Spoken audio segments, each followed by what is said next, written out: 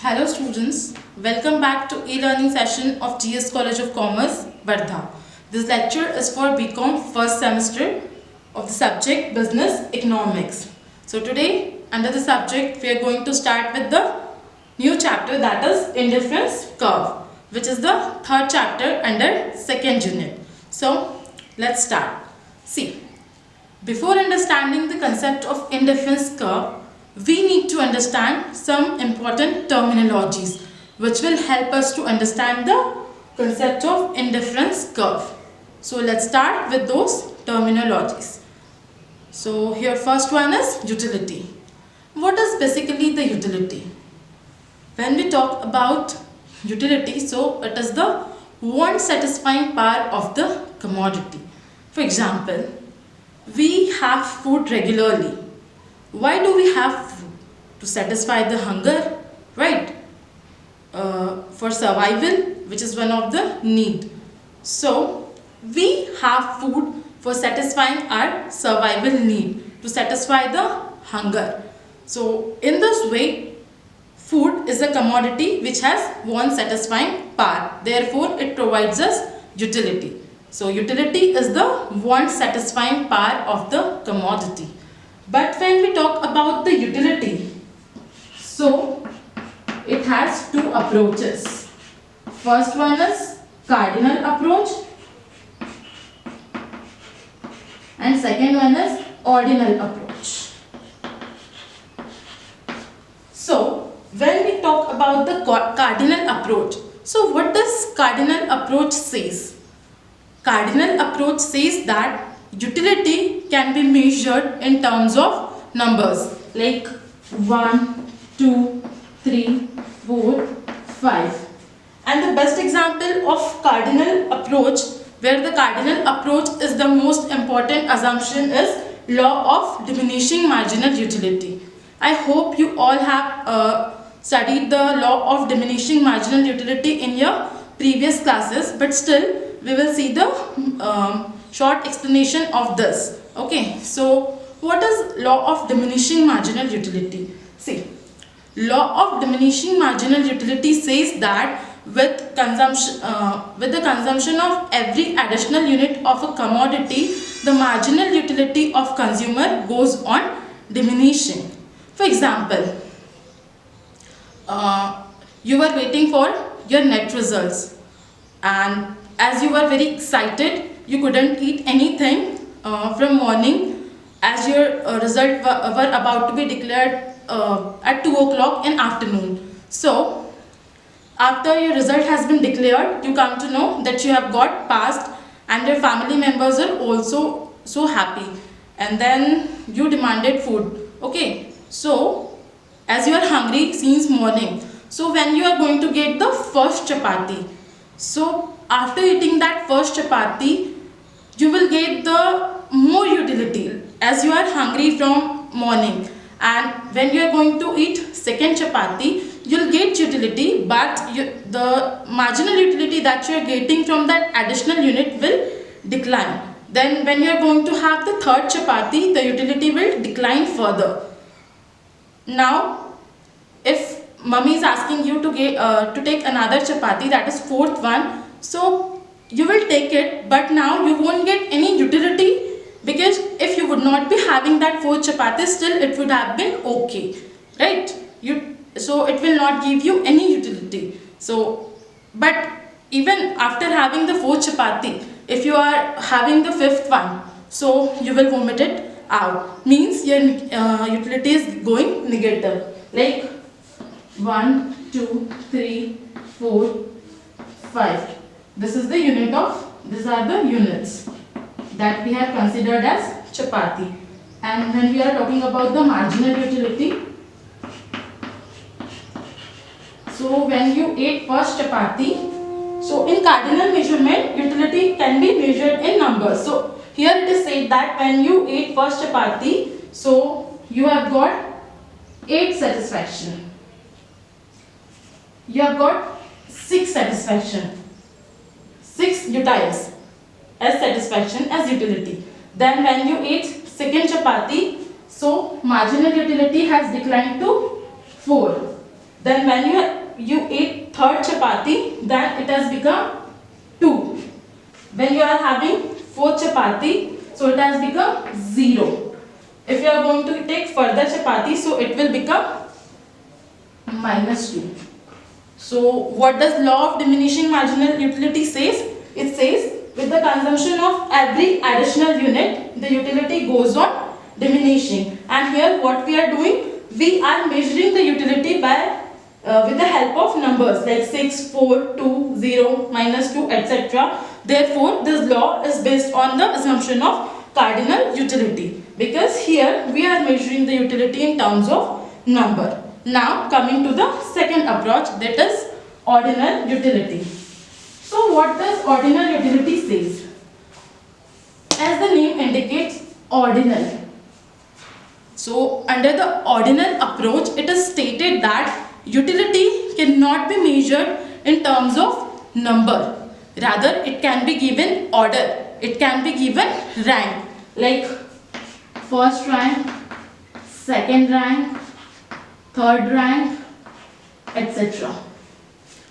If I say I like fruits, apple, banana, oranges, etc.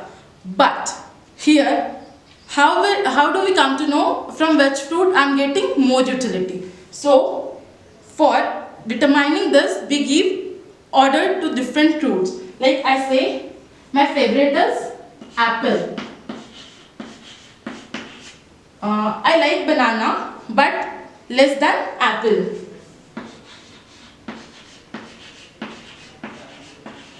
I like orange as well, but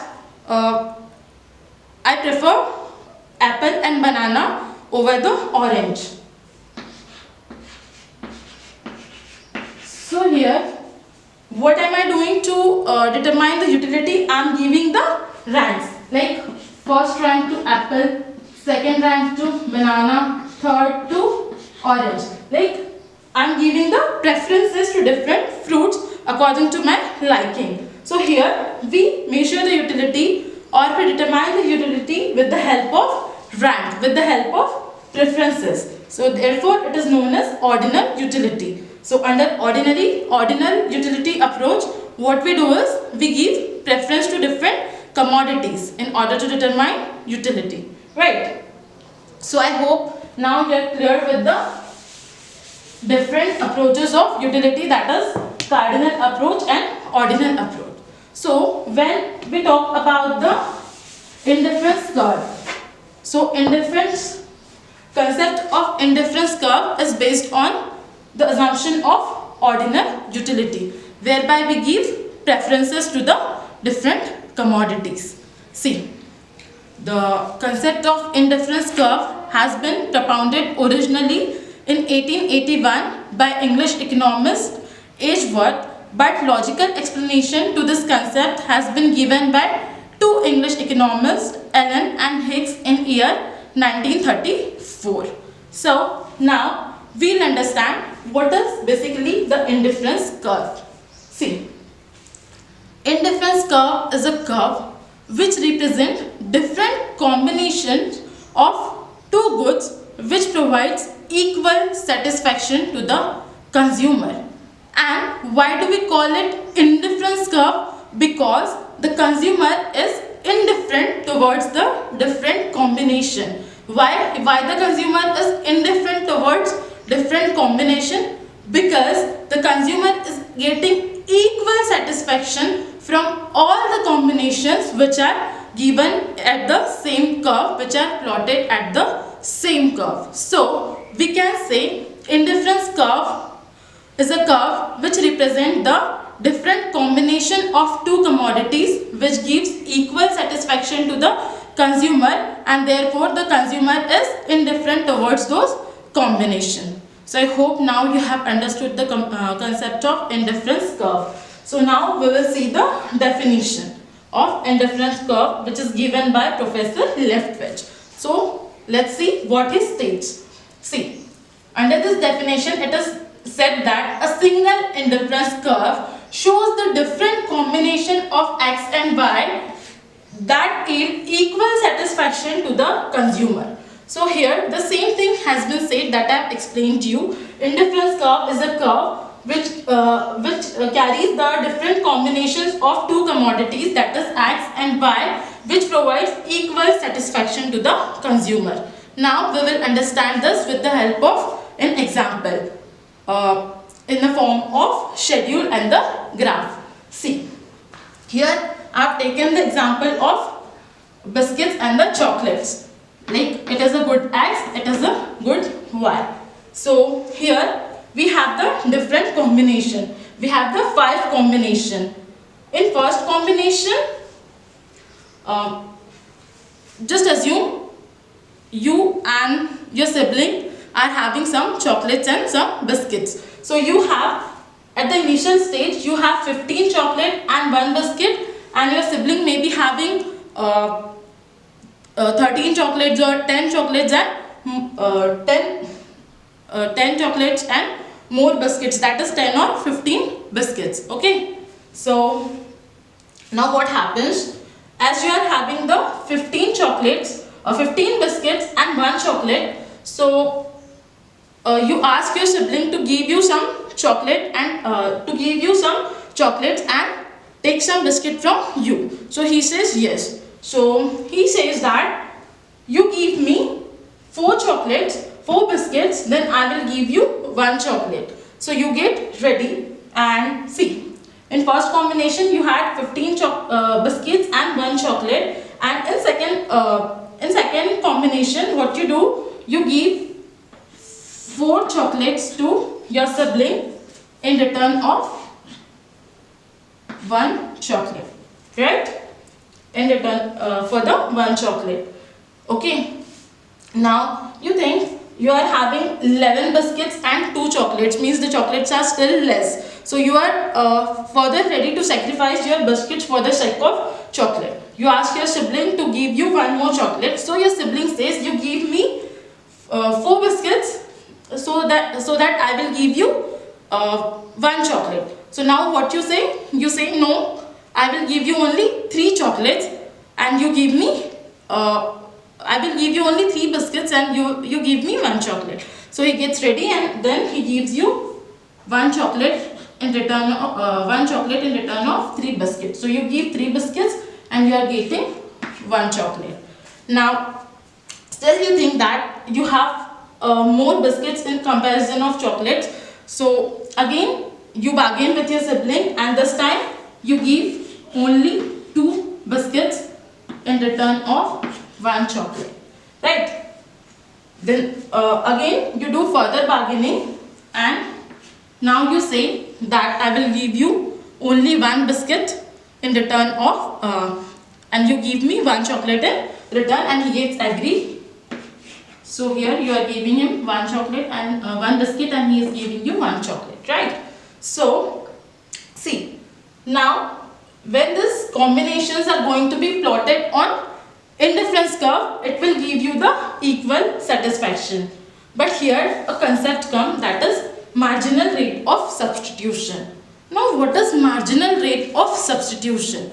Marginal rate of substitution refers to the quantity given up of one good in exchange of 1 unit of another good. In exchange of 1 unit of another good. Like we are like here in this example, you are giving up the units of biscuit in exchange of 1 unit of another commodity, that is chocolate.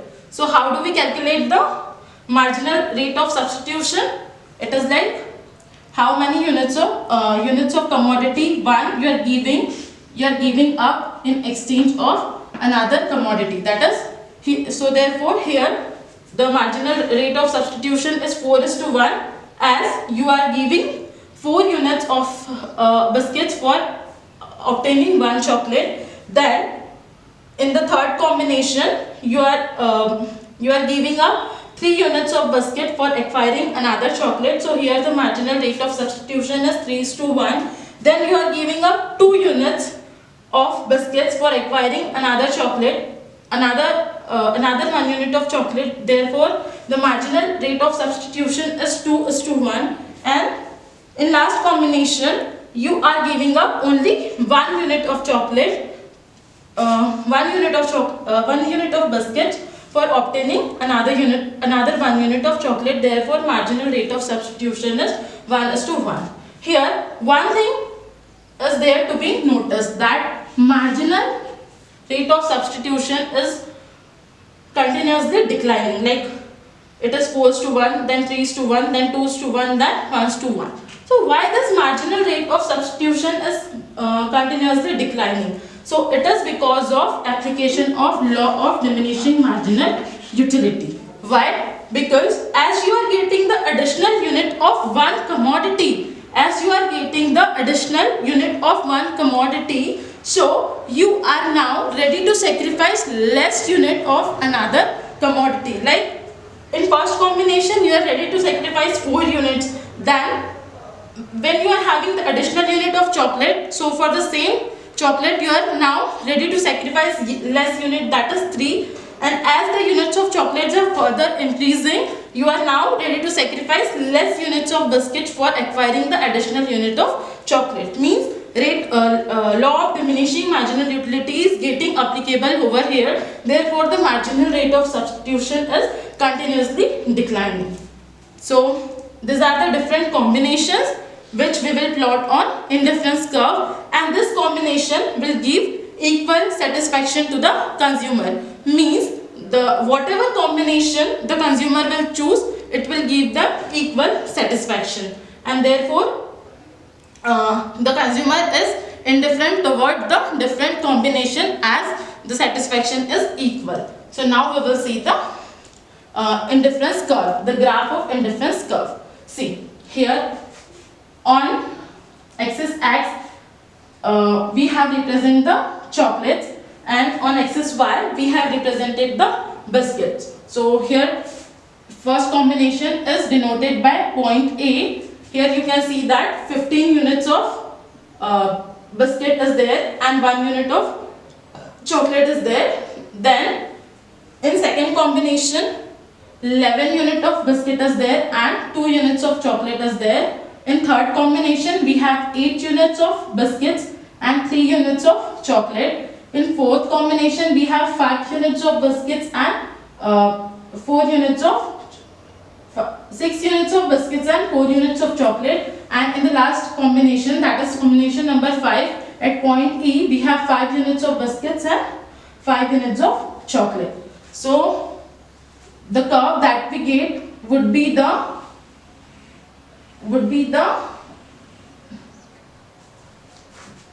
curve which will slope from left to right, which will have the downward slope from left to right due to